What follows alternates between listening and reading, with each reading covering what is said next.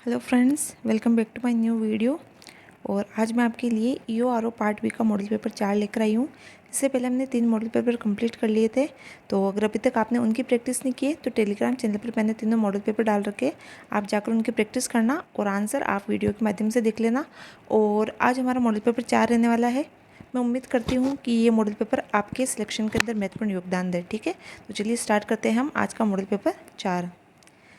Model paper 4 का पहला प्रश्न है, राजस्थान नगरपालिका कार्य संचालन रूल 2009। इसके अंतर्गत बैठक की कार्यवाही जो वृतांत है, बैठक की कार्यवाही का जो वृतांत होता है उसको वो हस्ताक्षरित हो गया कि किसके द्वारा हस्ताक्षरित होगा।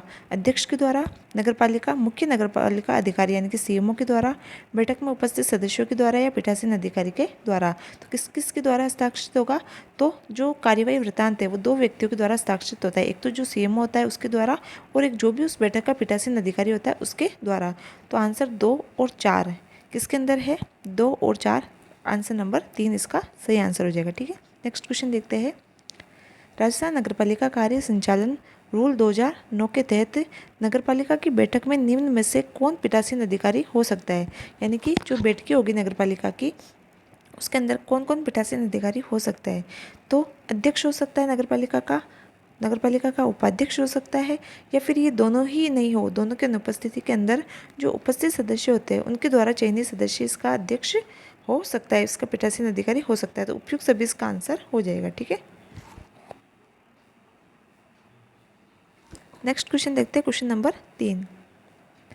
राजस्थान नगरपालिका संशोधन अधिनियम 2020 यानी कि 2020 के अंदर जो नगरपालिका अधिनियम के अंदर जो संशोधन हुआ उसके संबंध में हमें सही कथन नहीं है यानी कि असत्य कथन का चयन करना है। ठीक है, इस संशोधन विधेयक के माध्यम से या माध्यम आएगा। ठीक है, धारा 28 जो है उसमें किसी उम्मीदवार या उसके प्रस्तावक की ओर से नाम निर्देशन पत्र या शपथ पत्र इत्यादि में कोई मिथ्या सूचना देने या फिर किसी प्रकार की सूचना छिपाने को दंडनीय अपराध बनाया गया है। यानी कि धारा 28 के अंदर ये प्रावधान किया गया है इस संशोधन के माध्यम से कि अगर कोई भी व्यक्ति किसी प्रकार की मिथ्या सूचना देता है या फिर अपने बारे में कोई सूचना छिपाता है तो उसको दंडनीय अपराध माना गया है। ठीक है, तो जो ए है वो तो बिल्कुल सही है। धारा 23 दूसरा क्या है? धारा 23 में ध्वनि विस्तारकों आदि का उपयोग पर निबंधनों यानी कि निर्बंधनों के उल्लंघन पर जुर्माने जो है वो 2000 से बढ़ाकर 5000 कर दिया गया। मैंने आपको धारा तो 23 पढ़ाई थी जिसके अंदर मैंने आपको याद करवाया था कि अगर आपको चुनाव जीतना है तो आपको 2-3 बार क्या करना होगा? प्रचार करना होगा। तो 2-3 यानी कि 23 के अंदर किसका है? चुनाव प्रचारों पर युक्तियुक्त प्रतिबंध। ठीक है, तो उसके अंदर पहले तो 2000 था जुर्माना और वर्तमान में 2000 से बढ़ाकर कितना कर दिया है? 5000 कर दिया है। तो ये भी बिल्कुल कथन सही है। फिर सी कथन क्या कहता है कि नए अधिनियम की धारा 1944, सॉरी यहाँ पर 1944 नहीं आएगा, यहाँ पर आएगा, यहाँ पर मैं यहाँ कर देती हूँ उसको करेक्शन, 194A यहाँ पर है 194A। ठीक है, याद रखिएगा 194A के अंदर राज्य सरकार को नगरीय निकायों में किसी क्षेत्र को, कोई क्षेत्र है उसे किसी क्षेत्र विशेष को नो कंस्ट्रक्शन जोन घोषित करने का अधिकार मिल गया। ठीक है, ये भी बिल्कुल सत्य कथन है। फिर चौथा है कि राज्य संशोधन विधेयक के माध्यम से राज्य निर्वाचन आयोग की शक्तियों पर अंकुश लगाया गया है। ये बिल्कुल गलत है, ये कथन बिल्कुल गलत है। ठीक है, इस संशोधन के माध्यम से राज्य निर्वाचन आयोग की शक्तियों पर किसी प्रकार का कोई प्रतिबंध नहीं लगाया गया है। तो हमें पूछा क्या? असत्य पूछा है, तो इसका आंसर 4 हो जाएगा। नेक्स्ट देखते हैं हम क्वेश्चन नंबर 4। क्वेश्चन नंबर 4 में धारा 306 में उल्लेख है, यानी कि इनमें से किसका उल्लेख धारा 306 के अंतर्गत है? समझौते करने की शक्ति का, वाद दायर करने की शक्ति का, वाद वापस लेने की शक्ति का, या इनमें से कुछ भी नहीं। तो धारा 306 है, धारा 306 है, उसके अंदर है समझौता करने की शक्ति। और ये समझौता करेगा कौन? तो नगरपालिका करती है किससे? व्यक्ति से। इसके 306 में नगरपालिका समझौता करती है किससे? व्यक्ति से, पर्सन से। ठीक है, और इसके अलावा मैंने आपको इसके साथ में याद करवाई थी कि आपको दोनों धाराएं साथ में रखनी है याद, 299 और 306। 299 तो जो पर्सन होता है यानी कोई व्यक्ति होता है वो नगरपालिका से समझौता करता है, और इसका जस्ट उल्टा 306 के अंदर है नगरपालिका व्यक्ति से समझौता कर सकती है। ठीक है, नेक्स्ट क्वेश्चन देखते हैं, क्वेश्चन नंबर 5। धारा 304 में प्रावधान है विरुद्ध में वाद करने संबंधी, यानी कि वाद करने संबंधी जो प्रावधान है धारा 304 में, किसके विरुद्ध वाद दायर कर सकते हैं? तो नगरपालिका के विरुद्ध कर सकते हैं, नगरपालिका के किसी कर्मचारी के विरुद्ध भी वाद दायर कर सकते हैं। किसमें? धारा 304 के अंदर। मैंने भी इसमें भी आपको 2 धाराएं साथ में याद करवाई थी, एक तो 303 और एक 304। 303 और 304। 303 में तो क्या है कि नगरपालिका कोई व्यक्ति है, कोई पर्सन है, वो नगरपालिका के विरुद्ध क्या कर सकता है? वाद दायर कर सकता है। किसमें? सॉरी, हाँ 303 के अंदर। हाँ सॉरी ये धारा 304 में तो कोई व्यक्ति है वो नगरपालिका या नगरपालिका के किसी कर्मचारी के विरुद्ध वाद दायर कर सकता है। और इससे पहले जो धारा है 303, इसमें नगरपालिका करती है किसी व्यक्ति के विरुद्ध वाद दायर। ठीक है, तो ये 4 धाराएं आपको साथ में याद रखनी है। 306 के साथ 299 और 304 और 303। ठीक है, साथ में याद रखिएगा, ये इंपॉर्टेंट है। नेक्स्ट है क्वेश्चन नंबर 6। क्वेश्चन नंबर 6 क्या कहता है हमारा कि राज्य निर्वाचन आयोग अपने कर्तव्यों का प्रत्यायोजन किसे कर सकता है? कल मैंने आपको जब पेपर करवाया था तब मैंने बताया था कि धारा 12 के तहत जो राज्य निर्वाचन आयोग है अपने कर्तव्यों का प्रत्यायोजन कर सकता है। अब वो पूछ रहा है कि किसे किसे कर सकता है, तो जिला कलेक्टर को कर सकता है, उप निर्वाचन आयुक्त या बी और सी दोनों। तो इसका आंसर हो जाएगा बी और सी दोनों, यानी कि उप निर्वाचन आयुक्त और निर्वाचन आयोग के सचिव को। ठीक है, नेक्स्ट क्वेश्चन देखते हैं। क्वेश्चन नंबर 7, नगरपालिका अधिनियम 2009 की धारा 54 कहते हैं, आपको याद हो जानी चाहिए अब तो, कि किसका उल्लेख है? वार्ड समिति का। और 55 में समितियों का। ठीक है, तो वार्ड समिति के संबंध में कोरम होगा, यानी कि कोरम मतलब कि गणपूर्ति क्या होगी वार्ड समिति के अंदर? तो गणपूर्ति होगी इसमें अध्यक्ष सहित 3 सदस्य। ठीक है, नेक्स्ट क्वेश्चन देखते हैं। पात्र सदस्य का अर्थ है, यानी कि पात्र सदस्य का क्या अर्थ है? तो पात्र सदस्य का अर्थ होता है नगरपालिका के जो निर्वाचित सदस्य होते हैं वो पात्र सदस्य कहलाते हैं। नेक्स्ट क्वेश्चन देखते हैं, क्वेश्चन नंबर 9। निम्न में से इंदिरा गांधी शहरी रोजगार गारंटी योजना के संबंध में कौन सा कथन सत्य है? सत्य पूछा है इसके अंदर। ठीक है, तो पहला कथन है हमारा कि बजट 2022-23 में इस योजना हेतु 800 करोड़ का प्रावधान किया गया। बिल्कुल सही बात है, इस योजना के लिए कितने करोड़ का प्रावधान किया गया? 800 करोड़ का। नेक्स्ट देखते हैं, विषम परिस्थिति जैसे महामारी, कोरोना, आपदा इत्यादि में प्रवासी जो मजदूर है उनको भी इस योजना के तहत रोजगार उपलब्ध कराया जाएगा। ये भी बिल्कुल सत्य बात है। इस योजना में पर्यावरण संरक्षण, जल संरक्षण, हेरिटेज कन्वर्जेंस, संपत्ति विरूपण संबंधी कार्य करवाए जाएंगे। मैंने आपको ये सभी कार्य बताए थे, तो इसमें उपरोक्त सभी इसका सही आंसर हो जाएगा। ठीक है, नेक्स्ट क्वेश्चन देखते हैं, क्वेश्चन नंबर 10। इंदिरा गांधी शहरी रोजगार गारंटी योजना में सामान्य प्रकृति, मैंने इससे पहले आपको करवाया था विशेष प्रकृति के कार्यों में। मैंने कहा था दोनों आपको अच्छे से याद रखना है, दोनों में से कुछ भी दे सकता है वो। सामान्य प्रकृति के कार्यों में निर्माण में सामग्री लागत और पारिश्रमिक भुगतान का अनुपात क्या होगा? तो इसमें सामग्री लागत तो क्या हो जाएगी? सामान्य है तो सामान्य इसकी सामग्री रहेगी, यानी कि 25 अनुपात, और पारिश्रमिक कितना हो जाएगा? 75 है।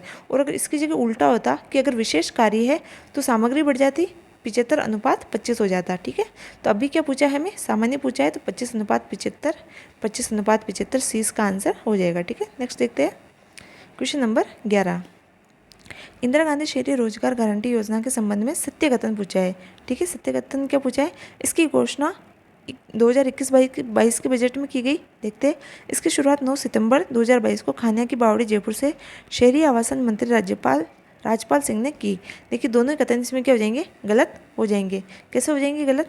पहली बात तो इसकी घोषणा किस बजट में की गई? तो इसकी घोषणा की गई थी 2022-23 के बजट में। ठीक है, तो 2021-22 नहीं बल्कि 22-23 के बजट में इसकी घोषणा की गई। और इसकी जो शुरुआत है वो 9 सितंबर 2022 से की गई, बिल्कुल सही है। खानिया बावड़ी जयपुर से की गई, ये भी बिल्कुल सही है। मैंने आपको याद भी करवाया था कि जो हमारे मुख्यमंत्री जी है, कौन? गहलोत जी, उन्होंने ऐसा काम किया है, लाखों का काम किया है ना, तो हम तो उनके क्या करेंगे? गुण खाएंगे, यानी कि हम तो उनके गुण खाएंगे, गाएंगे नहीं बल्कि खाएंगे। तो खानिया की बावड़ी से आपको याद रखना था। ठीक है, और नेक्स्ट इसमें कि मैंने बताया था मुख्यमंत्री जो है हमारे मुख्यमंत्री जी अशोक गहलोत, उन्होंने इसकी शुरुआत की थी, ना कि आवासन मंत्री राजपाल सिंह ने। ठीक है, तो दोनों ही कथन इसके गलत हो जाएंगे। नेक्स्ट हम देखते हैं क्वेश्चन नंबर 12, निम्न में से कौन सा सुमेलित है? ठीक है, सुमेलित है पूछा है, तो ये बिल्कुल सत्य है कि 157 के अंदर महानगर योजना समिति और 158 में जिला योजना समिति का गठन किया गया। ये दोनों आपको याद रखने हैं, ये मोस्ट इंपॉर्टेंट है, महानगर योजना समिति और जिला योजना समिति। और 57 के अंदर समितियों के अध्यक्ष का प्रावधान है, ये भी बात सत्य है, तो इसमें सभी सत्य हो जाएगा। ठीक है, नेक्स्ट देखते हैं क्वेश्चन नंबर 13, निम्न में से कौन सा कथन सत्य है? धारा 58 के संदर्भ में, तो धारा 58 के संदर्भ में इनमें से कौन सा कथन सत्य है? नगरपालिका की किसी समिति की साधारण बैठक 2 माह में एक बार होगी। ये बिल्कुल सही है, मैंने आपको कितनी बार बता दिया कि साधारण बैठक है वो 2 माह में एक बार, यानी कि वर्ष में कितनी हो जाएगी? 6 बार। ठीक है, नेक्स्ट देखते हैं,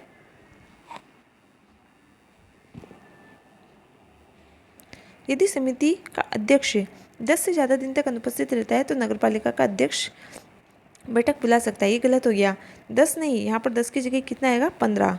अगर समिति का अध्यक्ष 15 दिन से ज़्यादा अनुपस्थित रहता है तो नगरपालिका का अध्यक्ष बैठक बुला सकता है, तो ये हमारा गलत हो गया, पहला सही था। ठीक है, समिति के कम से कम 3 सदस्य नहीं होगा बल्कि 2 सदस्यों के लिखित अनुरोध पर समिति का अध्यक्ष 2 दिन के भीतर विशेष बैठक बुला सकता है, तो ये भी क्या हो गया? गलत।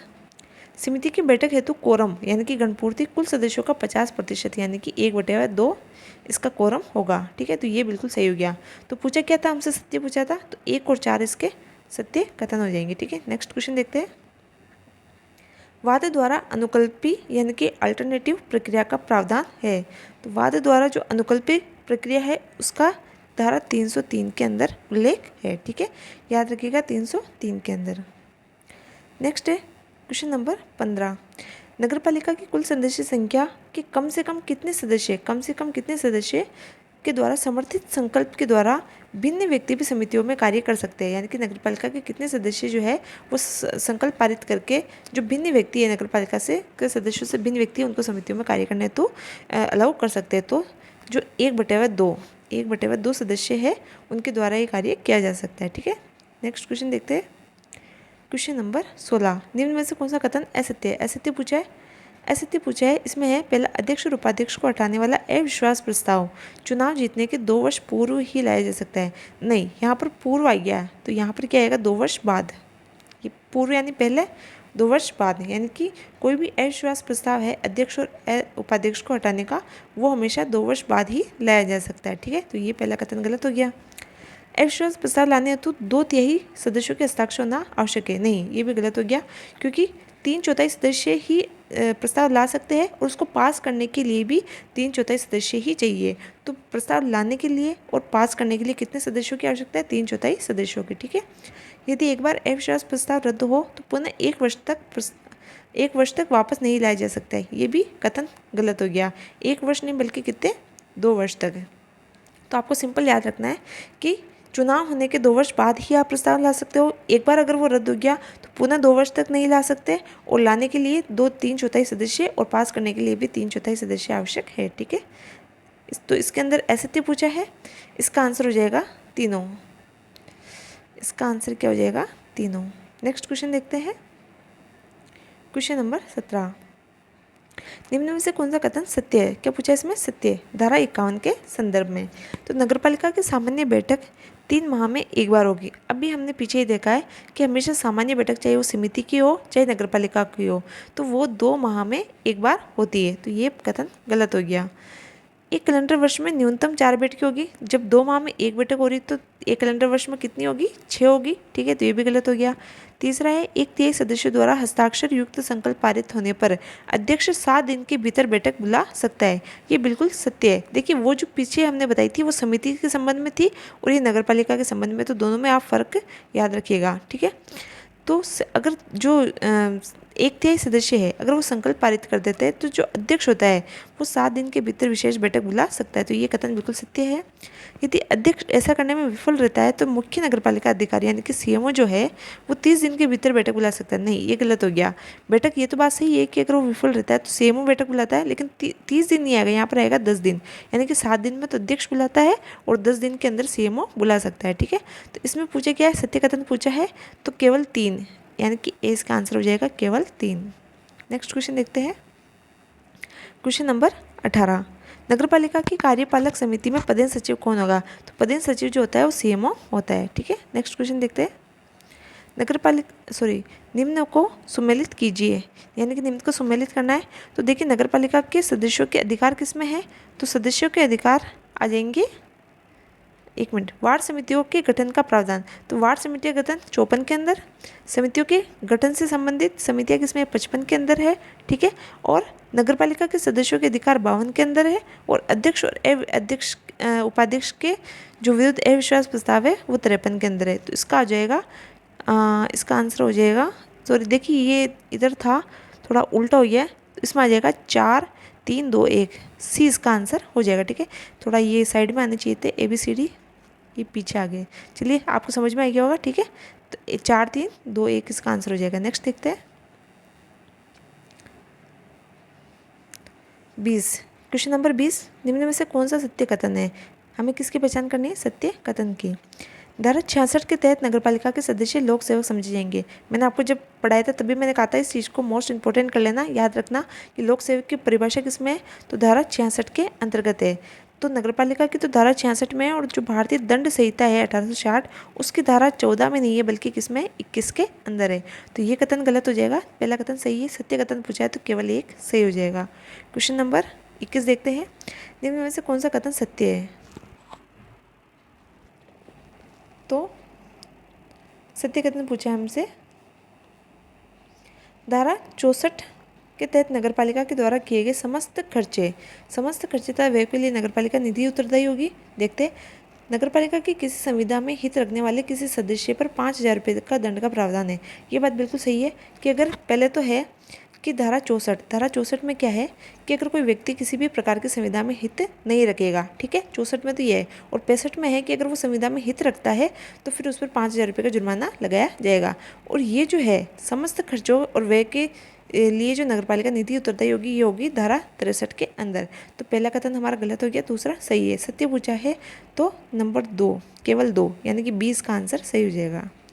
नेक्स्ट क्वेश्चन देखते हैं, क्वेश्चन नंबर 22, नगरपालिका के अध्यक्ष का पद रिक्त हो और कार्यभार संभालने हेतु उपाध्यक्ष नहीं हो तो अध्यक्ष के कर्तव्यों का प्रत्यायोजन किसे किया जाएगा यदि अध्यक्ष अनारक्षित वर्ग का हो? मैंने भी बताया कि अध्यक्ष नहीं हो तो उपाध्यक्ष करता है, अगर उपाध्यक्ष भी नहीं हो तो किसी व्यक्ति को उस हेतु निर्वाचित कर सकते हैं, ठीक है, नियुक्त कर सकते हैं। तो ये बोल रहा है कि अगर जो सीट है अध्यक्ष पद की वो अगर अनारक्षित वर्ग की हो तो कौन बैठेगा? तो उस पर किसी भी अन्य सदस्य को जिसे नगरपालिका ठीक समझे उस हेतु नियुक्त कर सकती है। अगर यहाँ पर अनारक्षित की जगह देखिए, जब पेपर पढ़े तो इसका बिल्कुल ध्यान रखना है आपको। जैसे भी यहाँ अनारक्षित है, मान लीजिए वहाँ पर भी अनारक्षित आ जाए, आप सोचे कि आरक्षित वर्ग का है तो आप पहले ही देखकर सही नहीं कर दे, ठीक है। इसका आंसर हो जाएगा बी, क्योंकि यहाँ पर अनारक्षित बोला है, आरक्षित नहीं बोला है, ठीक है। आरक्षित या रक्षित नहीं बोला है, इसका ध्यान रखिएगा, ठीक है। नेक्स्ट क्वेश्चन देखते हैं, क्वेश्चन नंबर 23, निम्न में से कौन सा कथन सत्य है? संविधान का अनुच्छेद 243 आर धारा 54 वार्ड समिति के संबंध के गठन का प्रावधान करते हैं। देखिए ये तो गलत हो गया, ये तो सही है, धारा 54 तो वार्ड समिति के गठन का प्रावधान करती है, लेकिन धारा जो हमारा संविधान है उसकी धारा 243 एस के अंदर वार्ड समिति का गठन का प्रावधान है, तो पहला गलत हो गया। 1 लाख या उससे अधिक जनसंख्या वाली नगर पालिका में वार्ड समिति के गठन किया जाता है, ये भी गलत हो गया, क्योंकि इसमें 1 लाख नहीं आएगा, इसमें कितना आएगा 3 लाख या उससे अधिक, ठीक है। तो दोनों ही कथन गलत हो गए। इसमें पूछा सत्य है तो ऑप्शन देख लेते हैं। अच्छा, इसमें 2 कथन और है, ये भी देख लेते हैं। वार्ड समिति में 2 या 2 से अधिक वार्ड हो सकते हैं, 2 नहीं, यहाँ पे लिखा हुआ था 1 या 1 से अधिक, तो ये भी गलत हो गया। यहाँ पर क्या आएगा 1 या 1 से अधिक वार्ड हो सकते हैं। वार्ड समिति की गणपूर्ति अध्यक्ष सहित 5 सदस्य, अभी मैंने पिछले में बताया कि गणपूर्ति कितनी है, तो गणपूर्ति होगी अध्यक्ष सहित 3, अध्यक्ष सहित 3 होगी, 3 सदस्य, ठीक है ना, अध्यक्ष सहित 3 सदस्य इसकी गणपूर्ति होगी, तो ये भी गलत हो गया। तो इसमें पूछा था सत्य, इसमें आंसर हो जाएगा डी, कोई नहीं, ठीक है। फिर है क्वेश्चन नंबर 24, धारा 23 के तहत निर्वाचन आयोग के द्वारा नगरपालिका चुनाव के संबंध में अधिसूचना जारी होने के पश्चात ध्वनि विस्तारक यानों के उपयोग पर किसी व्यक्ति के चुनाव लड़ने पर कितने वर्ष का प्रतिबंध लगाया जा सकता है? तो जुर्माना तो भी मैंने थोड़ी देर पहले आपको बताया कितना है, 5,000 रुपये जुर्माना है, और प्रतिबंध कितना है, तो 6 वर्ष का प्रतिबंध है, ठीक है। नेक्स्ट क्वेश्चन देखते हैं, क्वेश्चन नंबर 25, राजस्थान नगरपालिका अधिनियम 2009 की धारा 86 के अंतर्गत किस लेखा के अधिशेष को सामान्य लेखा में अंतरित नहीं किया जा सकता है। तो 86 में मैंने बताया कि जो वाणिज्यिक परियोजना लेखा होता है उसको किसी भी सामान्य लेखा में परिवर्तित या अंतरित नहीं किया जा सकता है। ठीक है, नेक्स्ट देखते हैं क्वेश्चन नंबर 26। निम्न में से कौन सा कथन सत्य है? सत्य पूछा इसके अंदर। धारा 87 के तहत नगरपालिका का बजट प्राक्कलन मुख्य नगरपालिका अधिकारी द्वारा तैयार किया जाता है 15 जनवरी से पूर्व। बिल्कुल सत्य बात है। करेगा कौन? सीएमओ करता है और 15 जनवरी से पहले करना होता है बजट प्राक्कलन तैयार। ठीक है, 87 के तहत। फिर है दूसरा कथन है 31 जनवरी से पूर्व नगरपालिका का अध्यक्ष इसे नगरपालिका के समक्ष रखवाता है। सीएमओ किसको सौंपता है? तो नगरपालिका के अध्यक्ष को सौंपता है और फिर नगरपालिका का अध्यक्ष इसको नगरपालिका के समक्ष रखता है 31 जनवरी से पहले। ये भी बिल्कुल सत्य है। 15 फरवरी से पूर्व बजट नगरपालिका से पारित होना आवश्यक है। ये भी बिल्कुल सत्य है कि 15 जनवरी से पहले तो सीएमओ को तैयार करना होता है और 15 फरवरी से पहले इसको पारित होना आवश्यक है। यदि नगरपालिका 15 फरवरी से पूर्व बजट पारित नहीं करती है या असफल रहती है तो राज्य सरकार पारित करती है। ये भी बिल्कुल सत्य कथन है। पूछे क्या सत्य कथन पूछा है? तो चारों इसके सत्य कथन है। देखते हैं ऑप्शन में, तो सभी इसका आंसर हो जाएगा। नेक्स्ट क्वेश्चन देखते हैं, क्वेश्चन नंबर 27। निम्न में से कौन सा कथन असत्य है? धारा 89A में नगरीय गरीबों को आधारभूत सेवा निधि के गठन का प्रावधान है। बिल्कुल सत्य है। देखिए धारा याद रखिएगा, जब मैंने आपको पढ़ाया था तब भी मैंने याद करवाया था कि धारा निवासी आपको अच्छे से याद रखनी है क्योंकि बहुत इंपॉर्टेंट कि निवासी जो नगरपालिका के निवासी है, गरीब निवासी है, उनके लिए आधारभूत सेवा निधि का गठन है निवासी 1 के अंदर। ठीक है, और धारा निवासी 1 को राजस्थान नगरपालिका संशोधन 2011 के द्वारा 24/11/2010 से लागू किया गया। ये भी सत्य है। पूछे क्या है? असत्य पूछा है, तो इनमें से कोई भी नहीं, यानी कि दोनों ही क्या है? सत्य है। Question number 28। निम्न में से कौन सा कथन सत्य है? तो धारा 85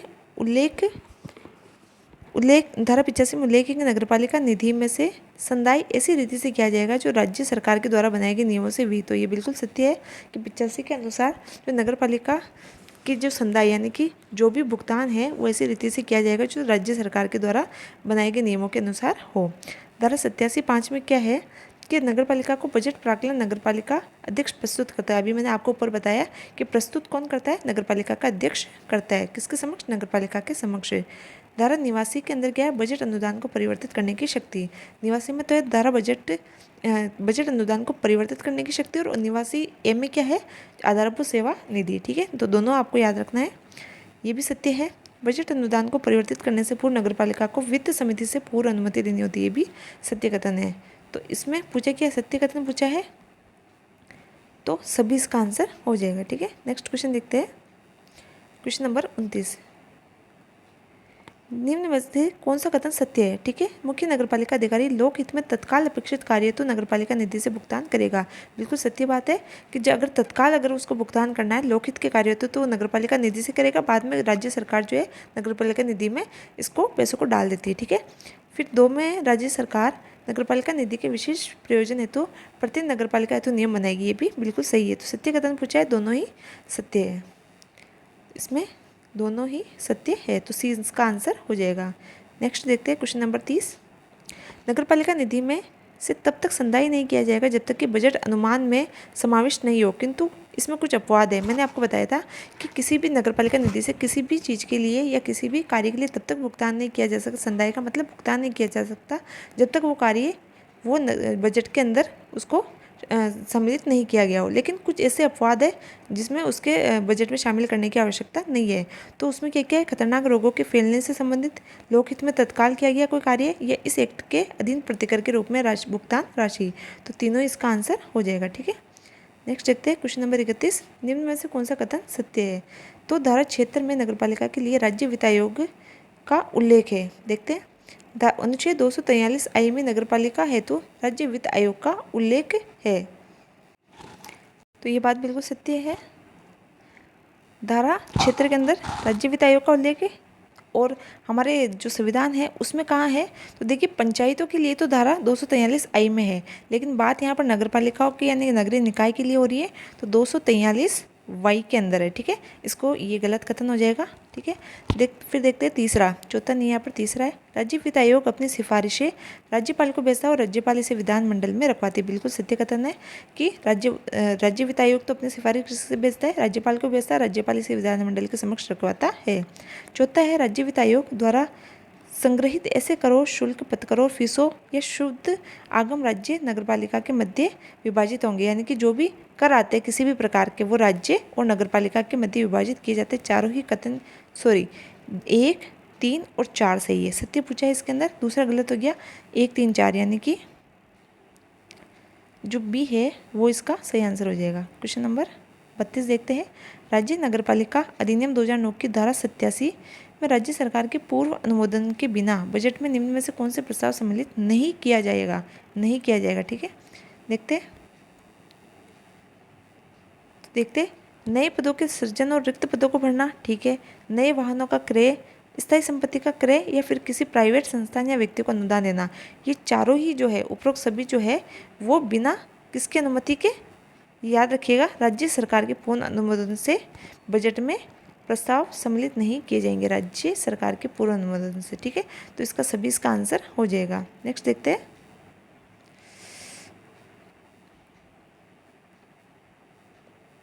क्वेश्चन नंबर 33।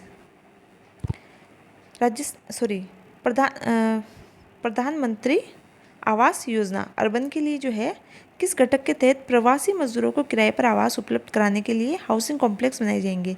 तो जब मैंने आपको प्रधानमंत्री आवास योजना करवाई थी तभी मैंने आपको कहा था कि जो मैंने आपको 5 घटक बताए उसमें से जो 5वां घटक था उसको आपको बहुत अच्छे से याद रखना था। क्या था?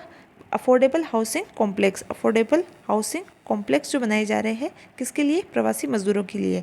तो किसके तहत बनाए जाएंगे? ARHCS के तहत, ठीक है, ये याद रखिएगा। नेक्स्ट है अमृत योजना के बारे में सत्य कथन का चयन करना है, ठीक है। 25 जून 2015 को इसे लॉन्च किया गया, बिल्कुल सत्य बात है। अमृत का full form Atal mission for renovation and urban transformation है। देखिए ये गलत हो गया, मैंने आपको 2 की फुल फॉर्म याद करने के लिए कहा था, एक तो हृदय योजना और एक अमृत योजना। तो यहाँ पर रिनोवेशन की जगह क्या आएगा?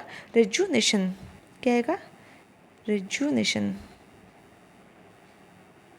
ठीक है। ये आप याद रखिएगा, इसको दोनों की फुल फॉर्म अच्छे से याद रखिएगा, हृदय योजना की और अमृत योजना की, ठीक है।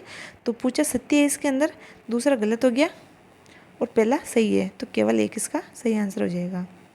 नेक्स्ट है क्वेश्चन नंबर 35। स्वायत्त शासन विभाग की कौन सी एजेंसी में जो प्रधानमंत्री आवास योजना है उसके क्रियान्वयन के लिए जिम्मेदार है? तो मैंने उसमें आपको लिखवाया था कि जो रूट सिको है वो इसके क्रियान्वयन के लिए जिम्मेदार है। तो ये भी क्वेश्चन इंपॉर्टेंट है, याद रखिएगा। नेक्स्ट क्वेश्चन देखते हैं। राजस्थान नगरपालिका अधिनियम 2009 के अनुसार कोई नगरपालिका संपत्ति का अर्जन किस प्रकार करेगा? तो इसके अंदर क्या आएगा? दान के द्वारा, दान के द्वारा, राज्य सरकार की इच्छा अनुसार, या फिर क्रय के द्वारा। तो इसके अंदर आंसर हो जाएगा दान, क्रय या अन्यथा किसी भी प्रकार से, ठीक है। Answer number 4। Question number 37। निम्न में से कौन सा कथन असत्य है? धारा 70 के तहत ऐसी भूमि आवंटित नहीं होगी जो उद्यान, बस अड्डा, शमशान इत्यादि के लिए राज्य सरकार द्वारा चिन्हित है, बिल्कुल सत्य बात है। दूसरा, प्रशासन शहरों के संग अभियान के अंतर्गत धारा 69A के तहत राज्य सरकार द्वारा 101 रुपये के शुल्क पर पट्टे जारी करने का निर्णय लिया गया है। कल भी मैंने आपकी धारा बताई थी और मैंने आपको कहा था कि बहुत मोस्ट इंपॉर्टेंट धारा है, इसको याद रखिएगा। लेकिन ये तो सही है, 69A के तहत ये पट्टे आवंटित किए गए थे, लेकिन इसमें शुल्क क्या था? 101 की जगह था 501 रुपये, ठीक है। ये याद रखिएगा। ये क्वेश्चन गलत, ये गलत हो गया ऑप्शन। असत्य पूछा है तो केवल 2। नेक्स्ट देखते हैं धारा 38। राजस्थान नगरपालिका अधिनियम 2009 की धारा 70 के अनुसार भूमि का अनिवार्य अधिग्रहण निम्न में से किस अधिनियम के अनुसार किया जाएगा? ये भी बहुत इंपॉर्टेंट क्वेश्चन है, इसको याद रखिएगा। भूमि अर्जन अधिनियम 1894 के तहत। Question number 39। राजस्थान नगरपालिका एक्ट 2009 में नगरपालिका द्वारा भूमि आवंटन के प्रस्ताव की शुद्धता, वैधता की जांच कर सकता है। तो कौन कर सकता है? राज्य सरकार कर सकती है और राज्य सरकार के द्वारा नियुक्त कोई व्यक्ति कर सकता है, साधारण सभा नहीं कर सकती, ठीक है। तो पूछा क्या है इसके अंदर, कौन कर सकता है? तो 1 और 2, 1 और 2, ए इसका आंसर हो जाएगा। ठीक है, नेक्स्ट क्वेश्चन देखते हैं, हमारा आज का last question, question number 40। Rajasthan नगरपालिका अधिनियम 2009 की धारा 71 के अंतर्गत राजस्थान लैंड रिवेन्यू एक्ट 1956 की कौन सी धारा के द्वारा कतिपय भूमियों का आवंटन और नियमन किया जाएगा?